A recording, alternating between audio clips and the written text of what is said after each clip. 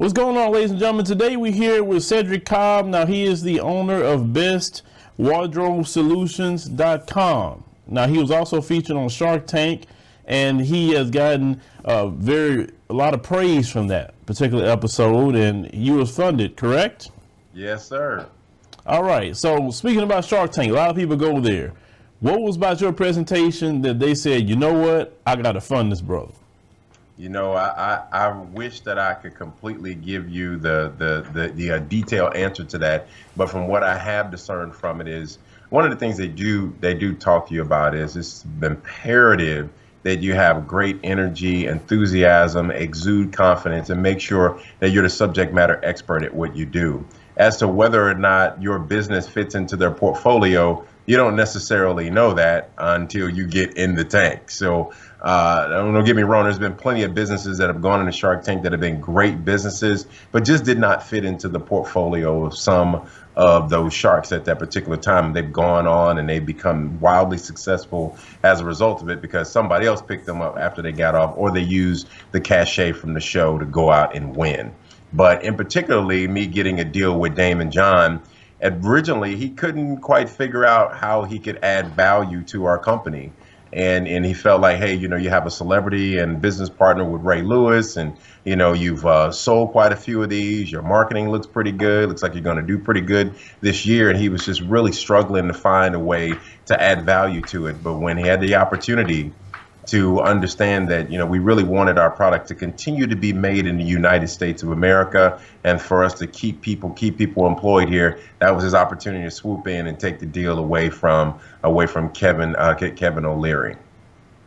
Right. So when you started your company, because a lot of times, you know, how it is for us here in America, especially being a young brother, coming up, going through school, you know, a lot of things are against us. Now, what made you say, you know what, I got to do for myself? I got to have my own business. Well, most of that started with my roots began back a long time ago with my mother and my grandmother. My grandmother was actually, I guess she'd be a second generation seamstress. My mother was a third generation seamstress.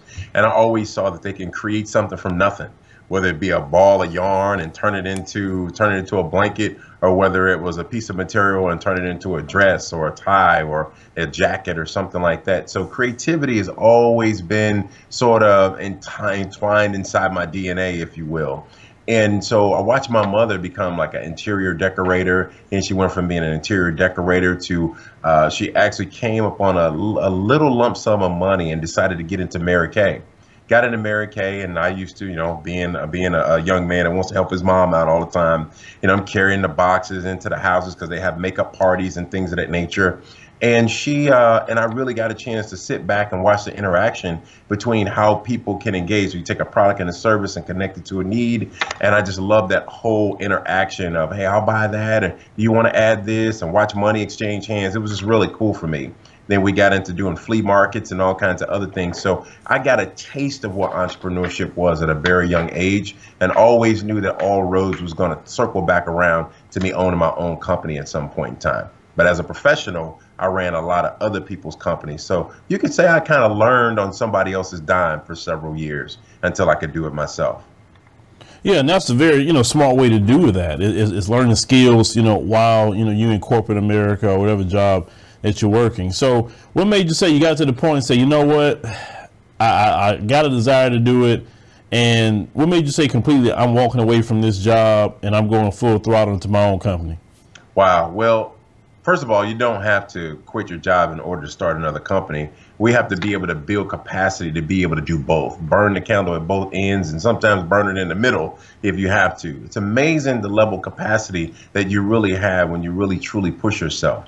I was working a outside sales position for the largest advertising agency in the country, making well into six figures, doing what I was doing. But it's the first job I'd ever had where I was not managing people. I was only managing me. So when we got to just me managing me, I said, well, that's easy. I'm used to managing hundreds of people. So for me to manage myself is really a piece of cake.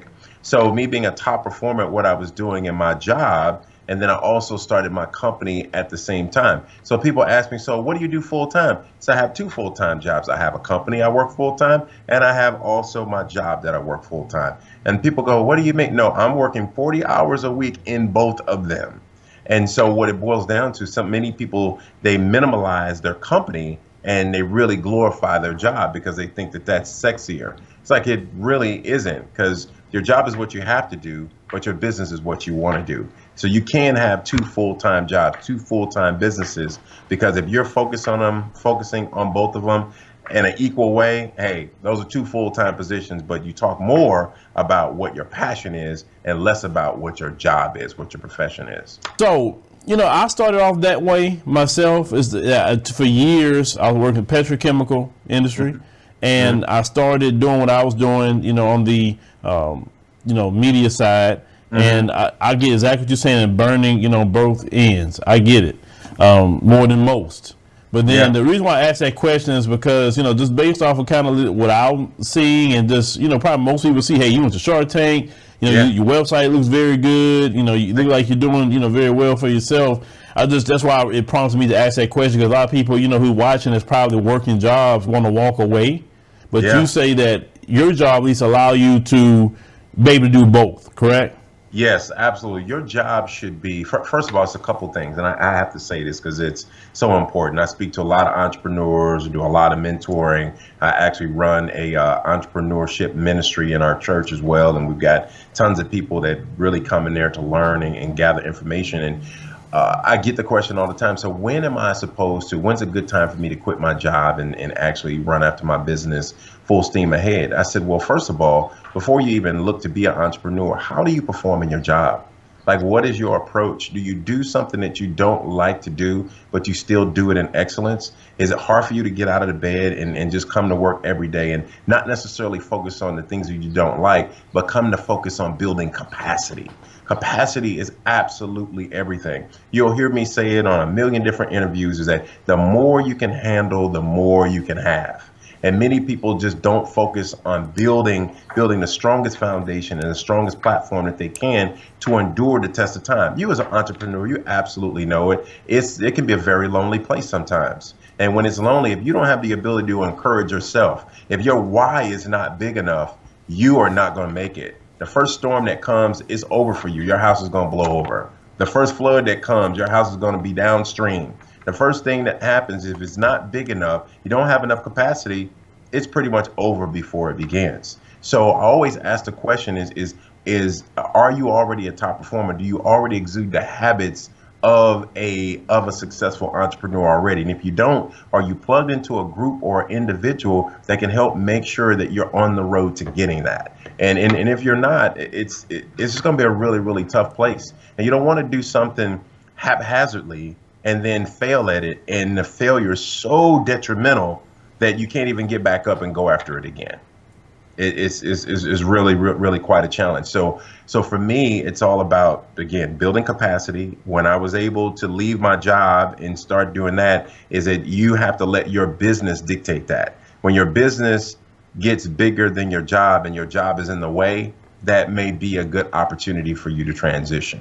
Or if God just plucks you out of that situation and said, I don't want you to go to that job anymore. This is what I want you to focus on, but I want you to trust me for the increase the whole way through. So there's a few different indicators that can help you understand when it's time for you to say, you know what, let me shut that down and start this. Yeah, because I definitely promote, at least on our channel here, business creation, because, due to all the things that we deal with, in, jobs, for instance, having a black sounding name, and you're getting a reduction of callbacks. You can have the best resume, but a Caucasian counterpart, they can just have a high school diploma and get what you can get. I mean, that sort of atmosphere that we come in, unfortunately, due to racism and things that we deal with in that area, I feel business creation is just the best route to go, especially with the entrepreneur economy that is being pushed more towards, and automation as well. Yes, that's coming up. Yes, I'll tell you this is that for those of us who have really worked hard at getting good at our position, or many of us are highly educated and we have a lot of experience, There's very rare that you have a job that uses all of your talents, all of your abilities, all of your resources. So with that, many people, they work a career. They also do a lot of networking after work. They're also a part of several different board of directors. They volunteer, they're part of galas. They do all kinds of other things in addition to having a job. Those are indicators that you have more capacity to do more things. Many of us are really overqualified for our positions. We really are. Because when you have more capacity to do more outside of your regular job, you may go, you know what? Why do I not feel fulfilled? Why do I not do this? And a lot of times you can take those skill sets of what you're doing in your job and they're transferable into a business. They're transferable for you to be like a consultant or be a business coach or those type of things because you've learned so much on someone else's dime and become a subject matter expert at it over the years that at some point in time there does need to be a shift, a breaking, so to speak, that's in there that makes a really smooth transition into something else. So it's okay for you to do multiple things. Just don't ever treat the additional things you do like a side hustle. If you tell me you have a side hustle, I'm going to treat it like a side hustle. Period.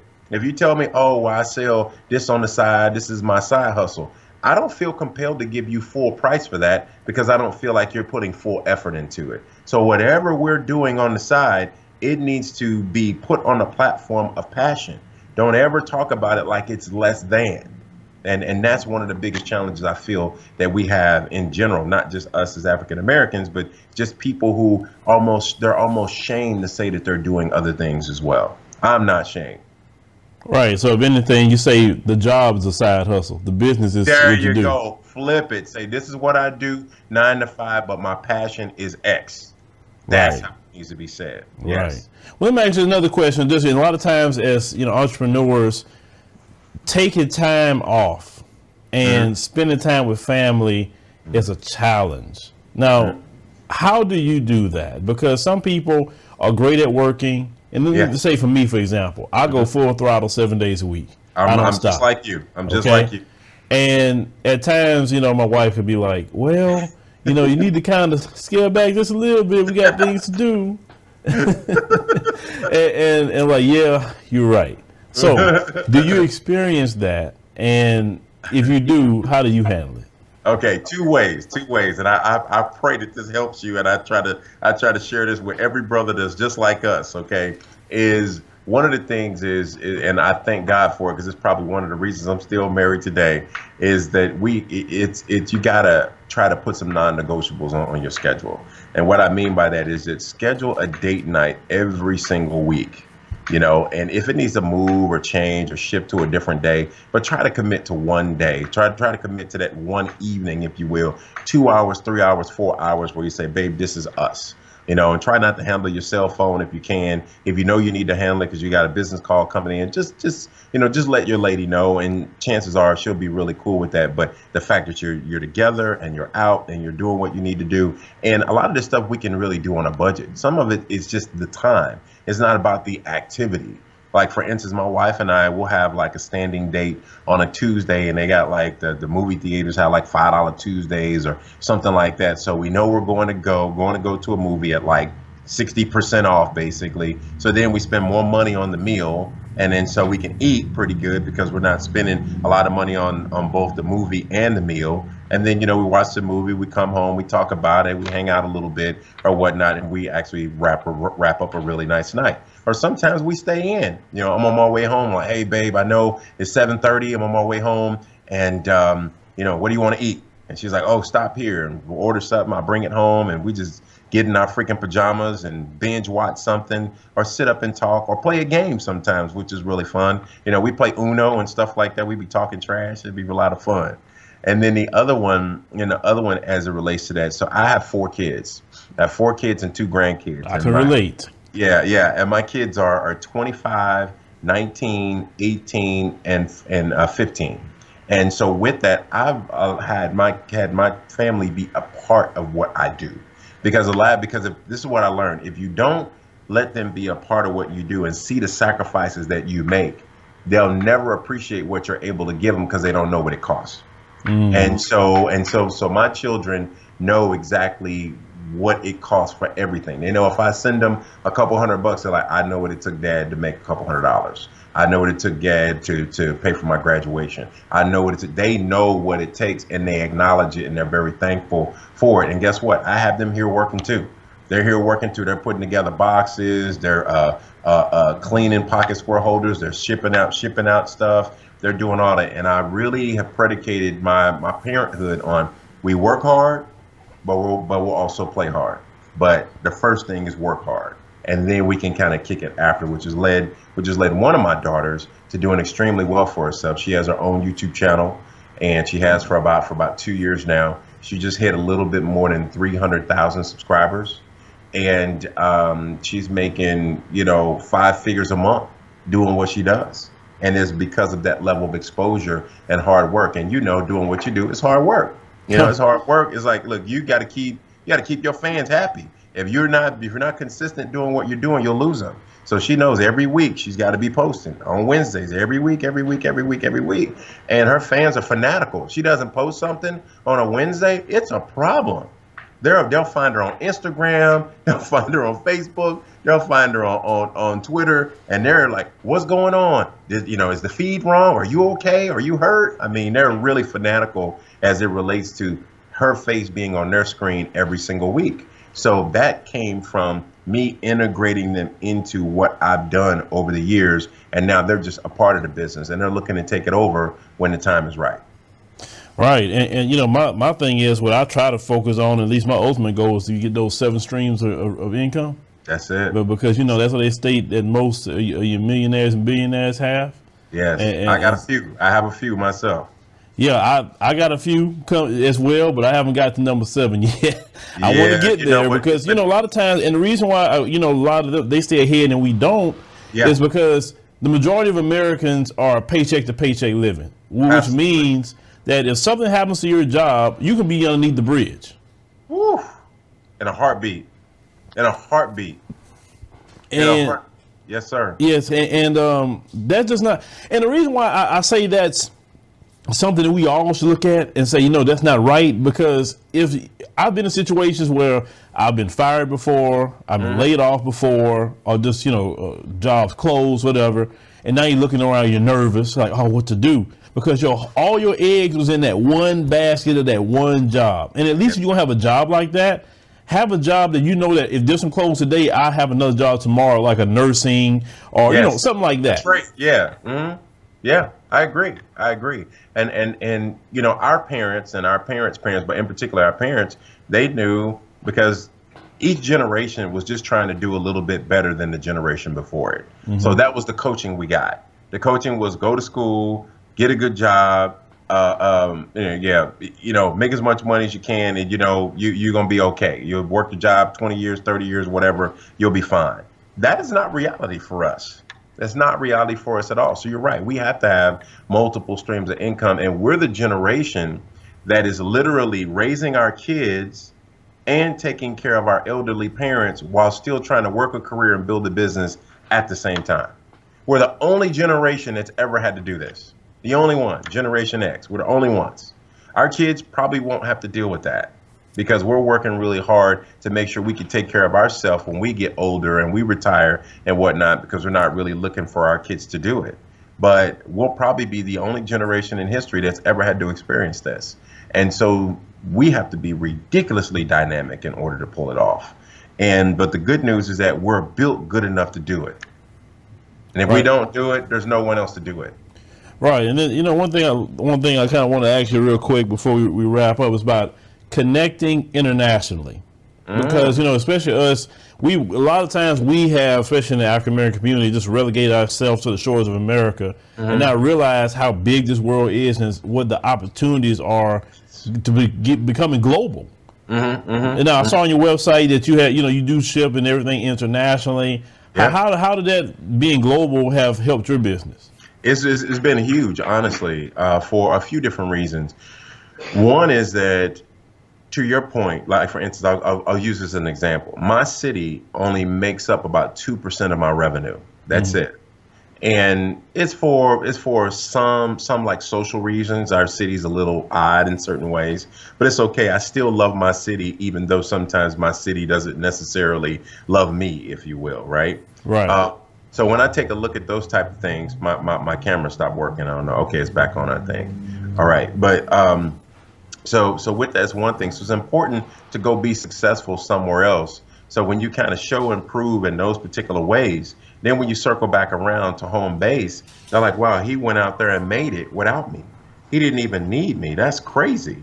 Yeah, so then it makes you more valuable at the end of the day. So then when we take a look at the international piece, I realized that social media allowed me to have a much larger reach. I could actually get my tentacles wrapped around the world a lot better through social media just by putting focus, effort, and advertising dollars towards it. Then when I do also trade shows, a lot of that familiarity connects. So I meet people from India, from Netherlands, from British Columbia. I meet them from Australia. A lot of business from Canada. Those types of things, and they seem to. I've seen that brand before. I've seen that. It looks really familiar. A friend of mine has that, and now all of a sudden it's this level of familiarity, and it makes our sales process and our relationship just that much more smooth.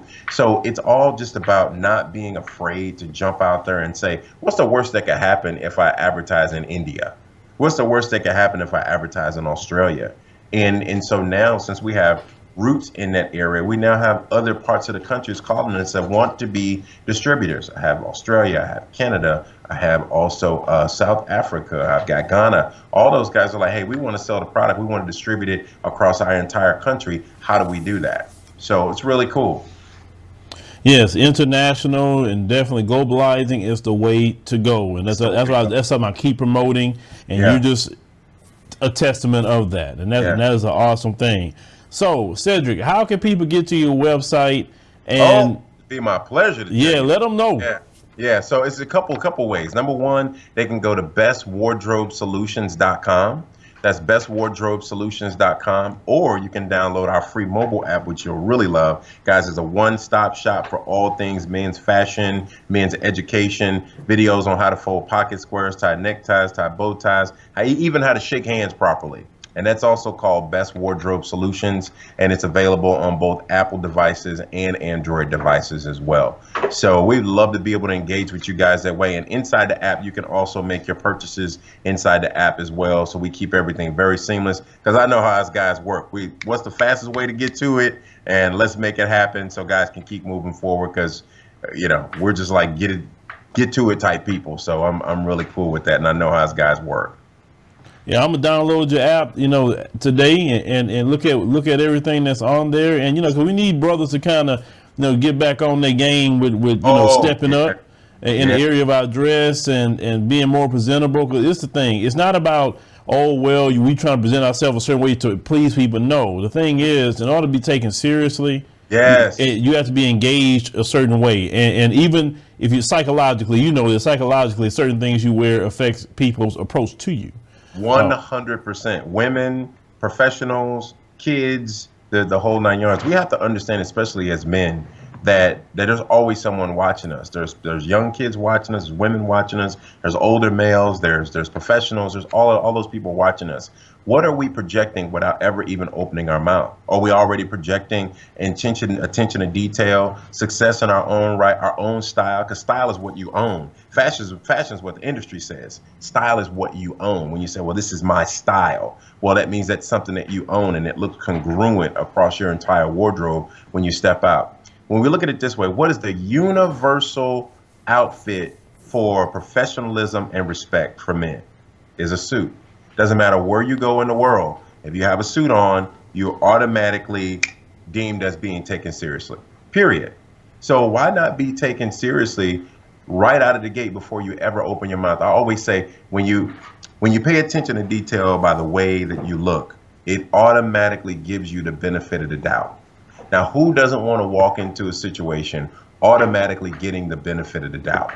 And now all you have to do, very similar to grade school. In elementary school, you start off the year with an A, and then you just have to keep it. When you get to grade school, everybody starts at zero, and you have to earn your A. I would rather start off with an A instead of having to earn the A. And now you have to do is keep it. That's what attention to detail and dressing well, what we call the return of the gentleman, really means. So, Cedric, I want to thank you for joining us on the show today and bringing all the great knowledge about business and being international and, doing for self, which is something that we always promote here, because if we thinking that we're going to depend on these people's jobs to make it, it's just not going to happen. Right. So, brother, I wish you very, very much success in your business. And y'all go download the app. Download the app today. Let iOS and Google, see what's going on with all these downloads, because especially the brothers. Download it and support the brother. Awesome. Thank you so much.